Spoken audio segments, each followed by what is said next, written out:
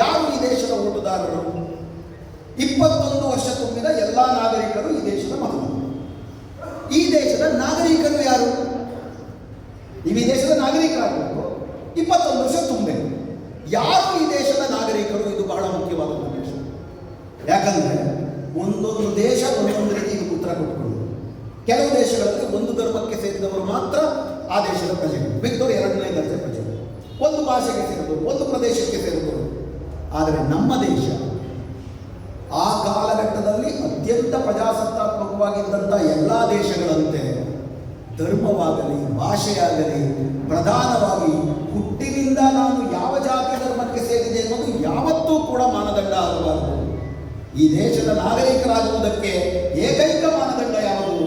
Article 3ರಿಂದ article 11 ತನಕ ಸಂವಿಧಾನ ಅತ್ಯಂತ ಸ್ಪಷ್ಟವಾಗಿ ಹೇಳುವುದೇನಪ್ಪ ಅಂದರೆ, ಈ ದೇಶದಲ್ಲಿ ಹುಟ್ಟಿದವರೆಲ್ಲ ಈ ದೇಶದ ನಾಗರಿಕರಷ್ಟೇ. ನೀನು ಬ್ರಾಹ್ಮಣನಾಗಿ ಹುಟ್ಟಿದರೆ ನೀನು ಹೆಚ್ಚಿನ ನಾಗರಿಕ, ದಲಿತನಾಗಿ ಹುಟ್ಟಿದರೆ ನೀನು ಅನ್ಯ ನಾಗರಿಕ, ಹಿಂದೂಗಳಿಗೆ ಒಂದು ನಾಗರಿಕ ಹಕ್ಕು, ಮುಸ್ಲಿಮರು ಮತ್ತೊಂದಕ್ಕೂ ಸಂವಿಧಾನದಲ್ಲಿ ಧರ್ಮಾಧಾರಿತ ಇಲ್ಲ, ಜಾತಿ ಆಧಾರಿತ ಇಲ್ಲ, ಲಿಂಗಾಧಾರಿತ ಇಲ್ಲ. ಏಕೈಕ ಷರತ್ತು ಈ ದೇಶದ ಹುಟ್ಟಿರಬೇಕು. ನಾನು ಹುಟ್ಟಿರಬೇಕು ಅಥವಾ ನಮ್ಮ ಅಪ್ಪ ಅಮ್ಮ ಹುಟ್ಟಿರಬೇಕು. ಅದರ ಭಾಗವಾಗಿದೆ ಮೊದಲ ಚುನಾವಣೆ ಆದಮೇಲೆ 1955ರಲ್ಲಿ ನಮ್ಮ ದೇಶದಲ್ಲಿ ಭಾರತದ ನಾಗರಿಕತ್ವ ಕಾಯ್ದೆ ಅಂತ ಒಂದಾಗುತ್ತೆ.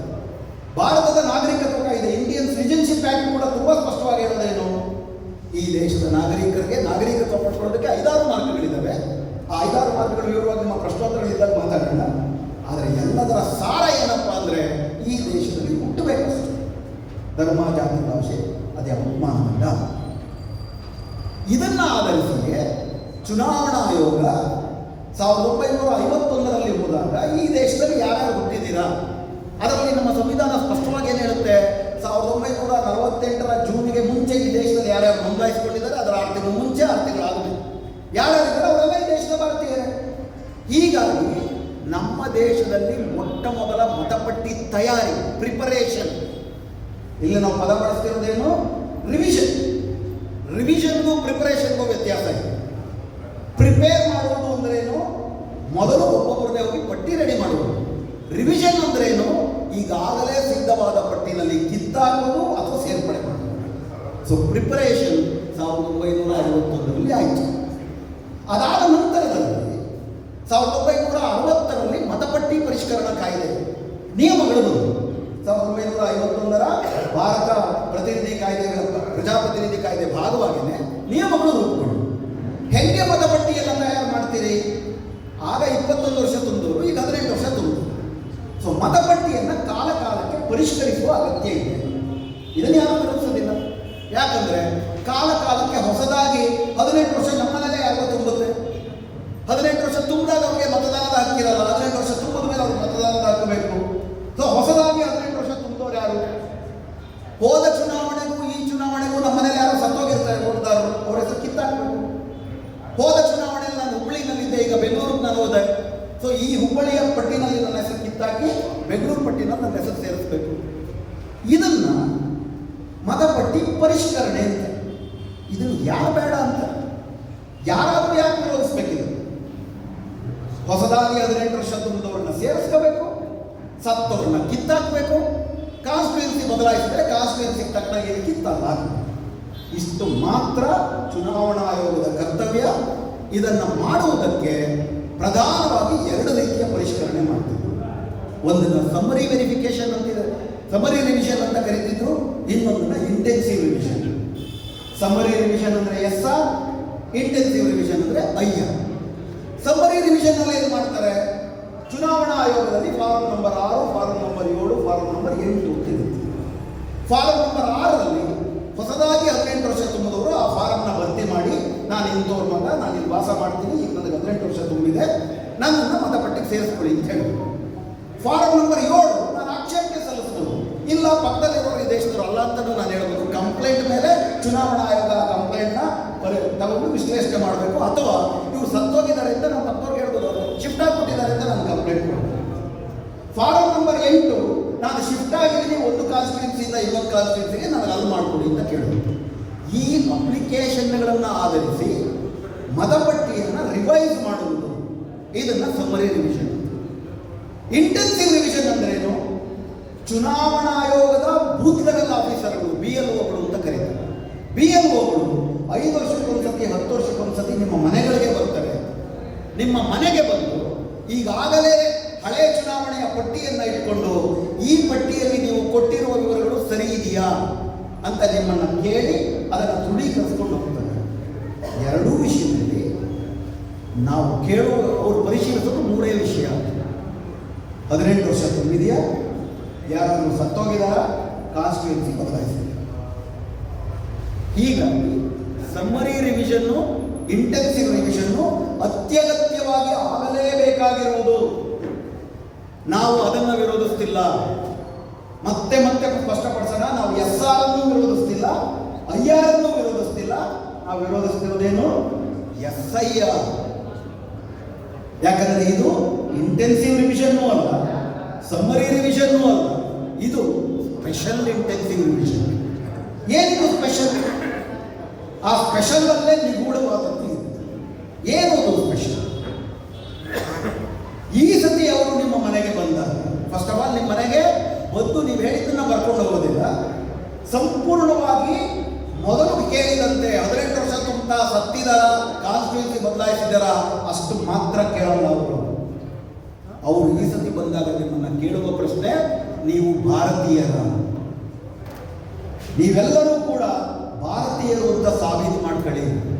ಹೆಂಗ್ ಸಾಬೀತು ಮಾಡ್ಕೋಬೇಕು? ನಾವು ಕೆಲವು ನಿರ್ದಿಷ್ಟವಾದಂಥ ದಾಖಲೆಗಳನ್ನು ಹೇಳ್ತೀವಿ, ಆ ದಾಖಲೆಗಳನ್ನು ಕೊಟ್ಟು ಸಾಬೀತು ಮಾಡ್ಕೊಳ್ಳಿ. ಆ ದಾಖಲೆಗಳು ನನ್ನ ಹತ್ರ ಇಲ್ಲ ಅಂದರೆ ನೀವು ನಾಗರಿಕರಲ್ಲ. ಇದನ್ನು ಅತ್ಯಂತ ಸ್ಪಷ್ಟವಾಗಿ ಪತ್ರಕರ್ತರಿದ್ದರೂ ಕೂಡ ದಯವಿಟ್ಟು ಗುರುತಿಸಿ ಇದ್ರ ಬಗ್ಗೆ ಬೆಳಕು ಚೆಲ್ಲಬೇಕು. ಸುಪ್ರೀಂ ಕೋರ್ಟ್ನಲ್ಲಿ ಸಂಗಮೇಶ್ ಅವರು ಆಗಲೇ ಹೇಳಿದಾಗೆ ಇದರ ಬಗ್ಗೆ ದಾವೆ 2025 ಜೂನ್ನಿಂದಲೂ ಇದೆ.